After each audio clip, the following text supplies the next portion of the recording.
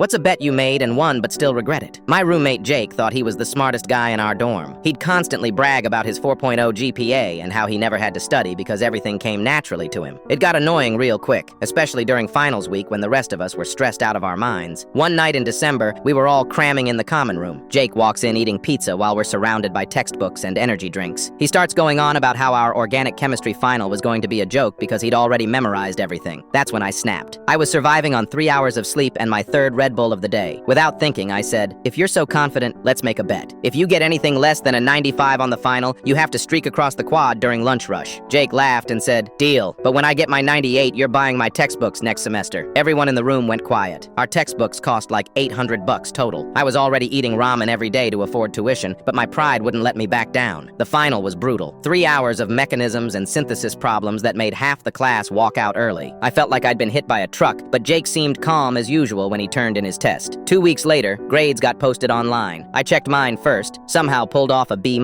Then I looked up Jake's student ID number that I'd memorized from group projects. He got a 94. I literally jumped up and started laughing in the library. People stared at me like I was insane, but I didn't care. Mr. Perfect had finally screwed up, and now he had to pay up. When I got back to the dorm, Jake was sitting on his bed staring at his laptop screen. His face was completely pale. So, about that bet, I said, trying not to grin. He looked up at me with this defeated expression. Can we just forget about it? I'll buy your textbooks. I'll clean the room for a month, whatever you want. But I was drunk on victory. Nope, a bet's a bet. Tomorrow at noon, right when everyone's walking to lunch. The next day, I grabbed my phone and headed to the quad early to get a good spot. Word had spread somehow, and there were like 50 people waiting around pretending to study on benches. At exactly 12:15, Jake appeared at the edge of the quad. He stood there for a solid minute, just looking at all the people walking around. Then he stripped down to nothing and ran. It was supposed to be funny. I expected to laugh and feel vindicated. Instead, I watched this guy I'd lived with for 4 months sprint across campus while dozens of people pulled out their phones to record. Jake made it about halfway before campus security tackled him. They wrapped him in a blanket and hauled him away while students cheered and posted videos. Within an hour, the footage was everywhere. TikTok, Instagram, Snapchat stories. Someone even made it into a meme with stupid music overlaid. Jake got suspended for the rest of the semester for public indecency.